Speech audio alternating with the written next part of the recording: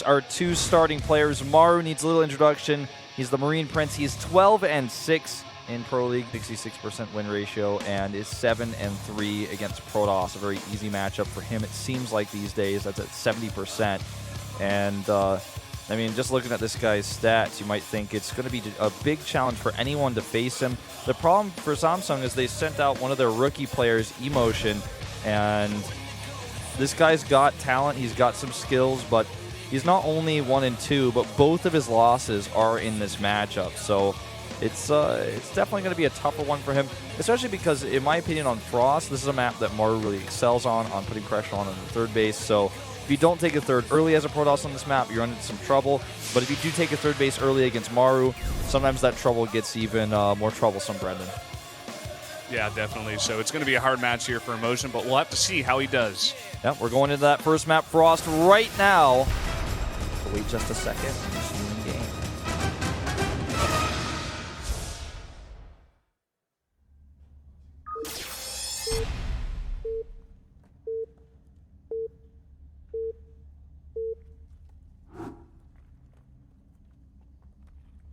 LTA는 SK텔레콤. Up here in the top right on Frost in the green for Virginia Green Wings, it is Maru. Into the bottom left in the pink for Samsung Galaxy Con, it's eMotion. I gave you a little look when they were coming on stage and you were saying the names. You're like Maru versus eMotion, and you kind of like cracked up a little bit. And I'm like, did you do that on purpose, or was that just a little crack in your voice? I just thought it was funny because of the name, of course, eMotion. Showing some emotion for. It's because there's a lot of debate actually as to whether or not his ID is eMotion or eMotion. Because if you look at the way that it's stylized, it looks like it's just motion with an E in front of it, as in like an email or like internet motion or something like. Yeah, something like electronic motion, I guess. So like a lot of people think that it should be eMotion and not eMotion, but it just could be also that the M is just stylized that way. I don't know. Like, I haven't talked to him personally, but like knowing a bunch of Koreans, they love to put just random capital letters in their name. That's what I would expect it to be, especially because they also love to do just random English, words, such as eMotion. So if I had to guess at it, I would think it would be just eMotion. Do you think Maru's ID comes from the cat that's quite popular on YouTube? Could be. I don't really know how far back that cat's fame goes, but it's possible. It's been famous for quite some time, I think, probably since like 2006 or so. I think it's been like about that long. I guess that would make sense. It could be. Based on his career, it was before he started. I'm not sure. We also saw a Cafe Maru. I don't know if you remember that one time in Hapjeong. Yeah. We saw Cafe Maru. That was interesting. I ended up going there, actually. Did you really? A few weeks later, yeah. It was decent. They're on a date. Not so bad. Not as good as Maru? No, not as good as Maru. Definitely not. Definitely didn't live up to the name. It's hard to be as good as Maru, especially at StarCraft. I also saw another Cafe Maru in Nambu Terminal, but it was actually very different from the other one that we saw in Hapjeong, so I really don't know. Like, it's not a chain. It just It's like another mystery. Is it a chain, or is it just a similar name? I think it's just a similar name, but Brendan, let's see here. The probe's going to come in here. We'll be killed by the Reaper right away. Yeah. Or the Reaper could just ignore and get the faster scout. I mean, it doesn't really matter that much, I would say, getting there that much faster. But Maru looks like he wants to play this one a little bit more carefully. The Nexus gets planted here just a few seconds after the command center. And, with only one gas, you can get that up super fast. Then you can drop that mothership core out. Take your second gas and progress normally. So the Reaper will come in here now that he's going the correct direction and see exactly where the pylons are, how many there are, and also back at home, Maru is taking a super fast eBay, so he's going to be going for that +1 attack timing that we've seen a lot of Terrans go for recently, popularized by players like Maru himself. We've seen Bomber do it as well. Here he comes. Reaper's going to come in here and get the scout. He's going to try to take out a probe, but microed nicely, and the Reaper almost getting killed. I think it was a couple more hits on that mothership core would have done it, but Maru, of course, paying attention, is going to get it out, going to come around the other side, see if he can find another pylon, find any other buildings. This probe's still alive, and the Marines are trying to chase it around the base. This is why I like actually killing the probe with the Reaper, especially when you go for this reactor build. You don't have Marines out early. He even escapes with the probe, and that's pretty painful for Maru. Like, being scouted like that, and the probe still escapes. He may, intercept it on its way back. Now the Stargate, did he actually scout that? I think the Reaper died, and I'm gonna check. Yep, we have the units tab up, and there's no Reaper. He did die. But he did get the scout. He saw the Stargate, though, so that's what's important. Definitely worth it in that case. Yeah, definitely going to be ready for this. Has the engineering bay, is going to be able to get up those missile turrets. Yeah, with a super fast E-Bay, not going to be too big of a problem here unless you just forego turrets entirely, as we've seen Maru do against DTs in the past. But I think he should actually be fine here. He's probably going to drop one missile turret in the main base in the mineral line, and because of the proximity of the barracks to the mineral line, I don't think we'll see a production facility protecting turret. Like, I don't think he's going to make the third one because it's so close to where those, missile turrets are in the main base, close to the minerals. So all he can do is keep his Marines nearby, and he's not going to probably pick off any Marines coming out or any of the SCVs building any additional production facilities. That's a notable difference in what Maru has done versus a lot of Terran players. Is he keeps all of his production very close to that main mineral line. So it's not very spread out what he has to protect. Looks like he's going to try to intercept the Oracle coming across, but he's just a bit too slow. Yeah, he's just going to walk across the map towards this farther away watchtower, but he's not going to get any vision. That Oracle might be able to get one or two of these SCVs on the edge before taking too much damage. Oh, no, he's just going to back off. Good placement. Yeah, very good placement. Rather than trying to intercept the Oracle, looks like he was actually just, as you said, coming across here to push out the natural. 5 Marines can deal with an Oracle, especially with that shields being eliminated earlier by that turret, so no damage done here. And he's going to catch a Stalker for free. Bit of a mistake there by eMotion. Drops that overcharge on the Nexus, only getting one shot off because he didn't have vision for any more. Part of the nerf to the Mothership Core's vision coming into play there. Should be able to get an SCV here. Going for a Marine instead. Gets a couple of these Marines, but he's going to be forced to back off because it wasn't constant attacking. But, decent amount of damage done there. He's following up with some Phoenixes as well in this comp. It's going to be good against possible drops coming in here in the mid game. So far we have +1 to armor as well as stim coming across from Maru as well. Going to want to go for probably a follow-up attack with Medivacs here. Makes pretty good sense. Yeah.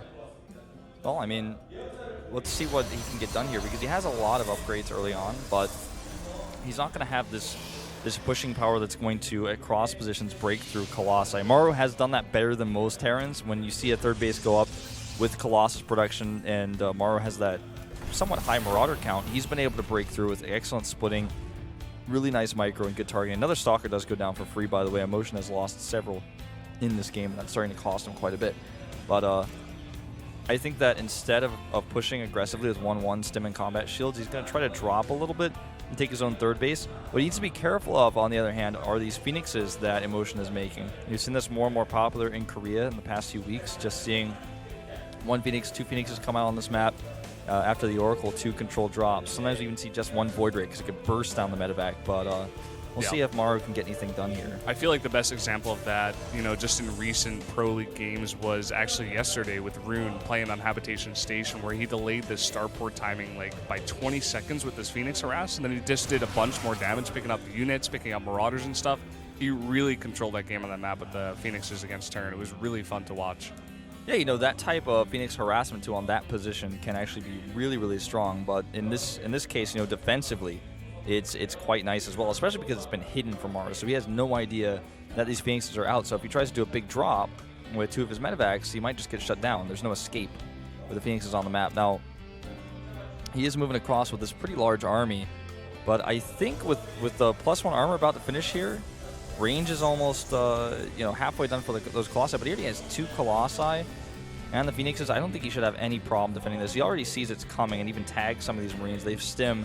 Now, don't kill the Oracle, so they basically did AoE damage to themselves, if you think about it. Yep, that's a really good tag, actually. And he has this Observer in a great placement, right where he knows that Maru will group up his units before dropping. So he knows everything. I would actually like to see Maru scan this down if possible, but it looks like he's not going to go for it. Maybe just stim a couple of units forward, see what he can see. Doesn't like the looks of it. I don't think he wants to fight this one, especially once he sees those Phoenixes. No, yeah, I mean, this is a great move, except that the Marine sees it. And Maru, I don't even think he can punish this with the Phoenixes on the map. It's just too much mobility. And Maru still doesn't have a third command center, lowered. He has a third command center completed, but he's going to want to send it over ASAP. He's right now making it into that third orbital first. With all this time that he's not doing damage, the upgrades continue to flow for eMotion. I do like that Maru has his +2 attack very, very early, so he's going to have that upgrade lead.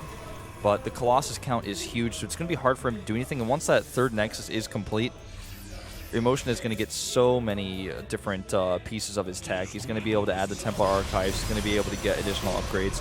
Looks like a cannon was trying to be made up here, but he does miss that. That cancel as Maru goes over and kills it. Well, this is what we were talking about. Maru loves to do this, split up the Protoss army and try to do damage, but now he sees the Phoenixes and he's like, uh-oh, I can't go in there and drop. There's too many Phoenixes right now. He's trying to poke from two, locations here, but eMotion splitting up his army very, very well. And with the Phoenixes in a good position as well, Maru's not really doing much damage here. Yeah, not really. Oh, he does have a second starport now made for those Phoenixes because he knows that with Phoenix Colossus, if you don't have enough, Vikings in the air, Phoenixes just rip them apart, and then the Colossi kill everything on the ground. So you have to overmake Vikings, which also means your medevac count isn't that high, especially if you lose any of your medevacs early on dropping. So luckily for him, he's been able to avoid that. He's been very careful, hasn't overcommitted. He split his army into several different groups, one to the south over here to go for a counterattack. He has, this group coming down the map, and he also has a third group that's ready with medevacs towards the center they can move across with this one. So he's got all this army that he can start to poke away at, but with the coverage, the good splitting by eMotion, and also those Phoenixes, it's very, very difficult to actually pull this off. He does end up losing that Oracle. Yeah. I feel like for Maru, the one advantage that he does definitely have on the map is map control. He's keeping eMotion way back, while he can pretty much do whatever he wants at his base. We saw that one Oracle getting a good look at when the third base was coming up, but, besides that, he's going to have to walk all the way across the map, and I feel like that's not going to happen for a while with the map control that Maru has right now. So in that aspect, he's in a pretty good position. Look at this. He's going to actually come from both locations, take out two Colossi. They don't even fight. No, he was not paying attention at all, and Maru pulled a fast one here on him. Thing is, even if he were paying attention, that attack still would have been pretty deadly, but Maru really just kind of crossed his fingers on that one and stimmed in, like hoping to get the maximum amount of damage. He waited till the last second, and that's crushing. And I hate to say this, but that might even be game-ending, losing that entire army for free like that. Maru has now the third base landed. He's starting at fourth base. He's making 4 Vikings at a time against a Colossus-only composition with Phoenixes with no High Templar, no Storm transition. I'm really not liking his chances. I mean, right now the Marauder count is at 24. He's almost 50-50 Marauders to Marines right now. And with all those, the burst damage here against those armored units, especially after all those units went down for free, is going to be overwhelming. And even with these desperate photon cannons coming down, I'm not so sure eMotion is going to be able to hold here. Yeah, it's going to be extremely hard. I mean, Maru's even got the +1 for his Vikings right now, which is going to help him so much. I think that's what he's pushing right now for, especially taking out those 2 Colossi earlier on. Here he comes in. He has a bunch of Vikings with that whole army. He's actually going to set up a turret ring here. I like this. We've never seen someone really utilize this against Phoenixes before quite so aggressively, and I do like this a lot. It's also going to bug out the AI of the Zealots a little bit when they're trying to come in and attack. They're going to waste their charge on the turrets if the turrets are in front of them. And, it's also just going to provide somewhat of a wall for those Zealots. So looks like he's actually made his fourth at the fourth base location, as you guys can see there. So he's about to have a ton of saturation, so much reinforcing power, and he's just stutter-stepping those Vikings closer and closer as he can. Now he runs away, losing just a Viking, but he's got those Marines on the ground support. We're about to be in a situation, by the way, guys, where it's 3-1 upgrades against 1-1, plus 2 armor is just only started for eMotion right now. And he might lose this base. Good positioning here by Maru. Continues to slowly push those turrets forward. Yeah, I mean, this is what he can do. You can start them pretty far away, but then just inch them closer and closer, and there's not much eMotion can do about it. You can't even poke it with this Colossi because there's so many Vikings right now that are upgraded that are protecting them right now, and he's even going to build a command center, maybe make that into a planetary. Wouldn't be surprised. He's trying to bait those Phoenixes into an EMP. If he EMPs all the Phoenixes, that's just going to be too much to handle. Cannons being forced to cancel here. In fact, 2 of them going down without a cancel. The overcharge is active now as well. If he can EMP the Phoenixes, then the Vikings can just target the Colossi, and the Bioforce can probably just run in and do the damage. We'll see how he decides to play this one. Again, using only small groups of units to poke at that Nexus while that Command Center is getting closer and closer to finishing. I think he is planning to make that into a planetary. I don't think this is just like a man or CC he's doing. He's not that far ahead right now. Yeah. He's utilizing the static defense very, very well. He knows that he has the map control to do this. He's using what he had in the mid game and bringing it here later when he has this huge mineral income, and he's just making a bunch of planetaries and missile turrets because he can afford to. Well, these cannons going up right now certainly are not going to have long-term use. They're only to buy time right now. Trying to get a good angle here. Anion Pulse Crystals are complete, so he's able to pick off a few of those Vikings. His cannon's going to, again, be targeted by a group of Marines. He's even trying to get some of those probes right now. If he can get just one EMP off on those Phoenixes, that would be awesome for him. And eMotion is just really struggling to find the right angle. That planetary, the first one, is morphing right now as well, making it very difficult for eMotion to even consider moving out. He doesn't have any turret rings to the north of the natural, so we could see a Warp Prism fly out of there, but I mean, how much damage can he really hope to get done with that? That would be a pretty big commitment for someone who's so low on these bases. Looks like he's going to actually come over here and kill the last of these cans on the high ground, so we'll have this harassment point to work with. And here come those ghosts! Where are the EMPs? A great EMP! Every single Phoenix is EMP'd now. And, I mean, he's really in trouble now because he doesn't have that staying power with the Phoenixes anymore. And Maru is just going to stim and run in here and start pushing away at these cannons. The Nexus is already out of shields. Yeah, I mean, there's going to come a point where Maru just chips him down so much that he can just go for the final engagement. I mean, this is a decent angle here, but now that the Vikings have come over, they are going to stop those Colossi from poking that. And once those planetaries get up, once the missile turrets push even farther up, there's not going to be any defense for this. Even the Nexus is going to go down now. Oh, looks like he might wait a little bit for fully committing to that. Yep, just kiting with these Vikings a little bit here. And one Colossus goes down, the second one gets very low. +2 armor nearly done for Maru, so he's going to be at 3-2 now. Again, just versus 2-1 for the upgrades of eMotion. Another great EMP here. The planetary doing so much AoE damage. No way he can hope to engage this. The Mothership Core is now gone. And with all the shields gone on these Colossi and on these Phoenixes, it's just going to take a little bit of kiting from both the Vikings and the ground army to finish this Protoss off. Another Colossus falls, and I think he can just 1A to victory at this point. Being very careful, though, very meticulous about it instead. Kiting back to that planetary when he needs to. The turrets over here making it even more difficult to engage, and that, ladies and gentlemen, is going to be game. eMotion's got nothing left. Yeah, there's nothing even on the ground. The charge wasn't even finished for most of that battle, and looking just at the supplies, he's up by 80. There's the GG. Maru playing a very slow, very safe victory there. Knew he had it, knew he had a big advantage, and he did not want to be too aggressive. And he gets the safe and solid win. Yep, putting his shoes back on Maru style. You never watched Darker Than Black, right? No, I don't even know what that is, to be honest. It's an anime where every character that has special powers, they call it contractors. They have this, God, what's the word for it? They have something they have to do as a result of using their powers, like eating a carton of cigarettes, or like, you know, like, I'm trying to think of some other ones. Taking their victims' shoes and putting them upside down. It's like Maru's thing that he has to do is like play with his shoes off and like put his shoes on after after he kills his victim. He has to put his shoes on. I think it's called a penalty. I can't remember. It's been so long since I've seen the show, but yeah. Well, if they are contractors, they have contracts.